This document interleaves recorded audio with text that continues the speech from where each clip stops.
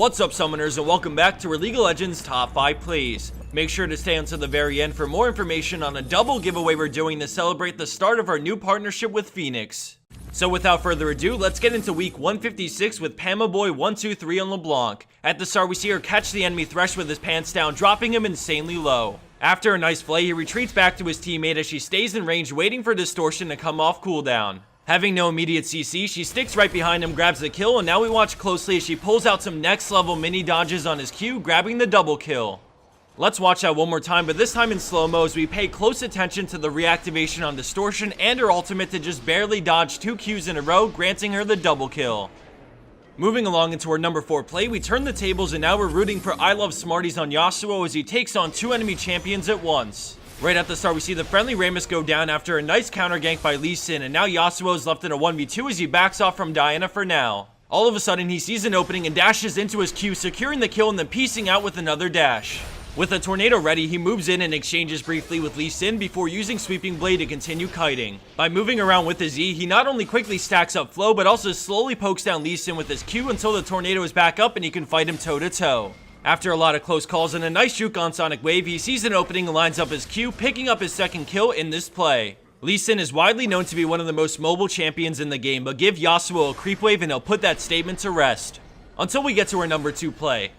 Coming in at our number 3 spot, we have OMG WTF 2012 on Zilean with an awesome save and escape. Right off the bat, we see the friendly Malzahar get jumped on as Zilean makes it just in time to ult him as he dies, bringing Malz back to life despite the buggy Zanyas. After speeding him out, he makes his way back to the fight as the friendly Yasuo gets jumped on, but a great time warp slows the enemy Yasuo tremendously. Then he Ws to reset the cooldown on time warp to speed up his teammate and get him out of the fight just as Leblanc arrives. Despite a beautiful slowdown on Lee Sin, his teammates are recalling and Gragas goes down, so now he's outnumbered and decides it's time to book it. As the rest of this plays on, we see Zilean utilize 40% cooldown reduction, time warp, and rewind to constantly speed himself up and to get his ultimate back off cooldown. Ladies and gentlemen, feast your eyes on CDR capped Zilean.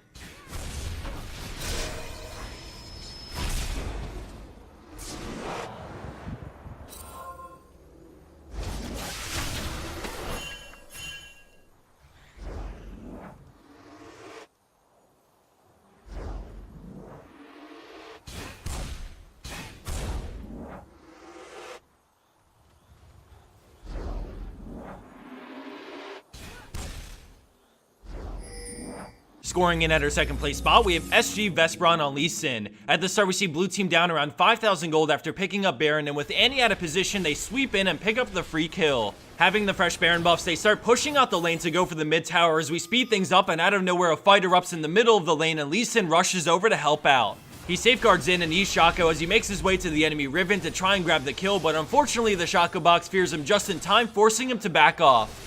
He then lands Sonic Wave and goes in on Akali, dropping her low as she flashes away and then comes back in, but he gets the kill anyways, using Tempest to see her despite the Shroud. Left in a 1v2, he finishes off Riven and then immediately starts running away from the enemy Ezreal. He knows he has to get out his juke boots in order to escape a Triforce blue buff Ezreal, so he Qs to a minion and then W's out to create some distance, but Ezreal stays right on his tail with Arcane Shift. He stalls for a moment until his Q comes back up, and then he goes over the wall onto Wraiths, but Ezreal flashes over. Watch carefully now as he reads Ezreal perfectly and anticipates the Mystic shot by waiting for Ezreal to have a clear shot at him and safeguarding to the ward to dodge it. The chase continues as he gets lower and lower, but as he turns the corner, he lines up another Q, completely juking out the Ezreal one last time.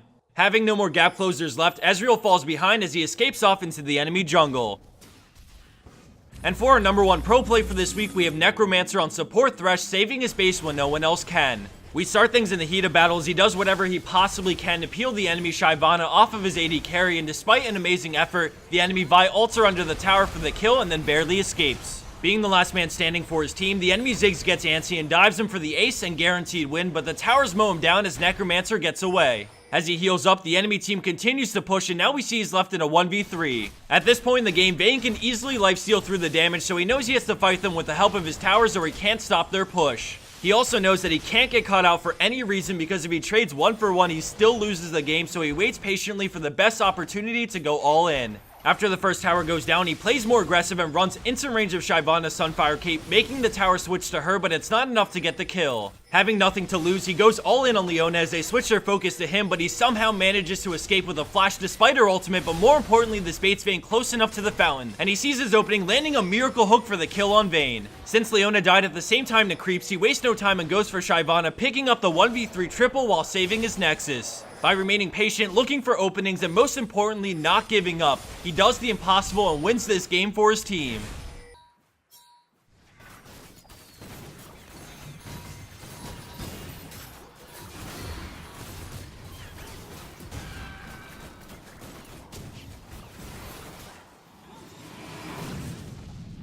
And for the bonus clip of the week, we have All-Pro Ninja 8 on Amumu with a huge BM play that helps pull his team back into the game and eventually take the win. We see him walking around and then all of a sudden nothing. By pretending to be AFK, he lures in Corki as we see his team coming down mid to follow up.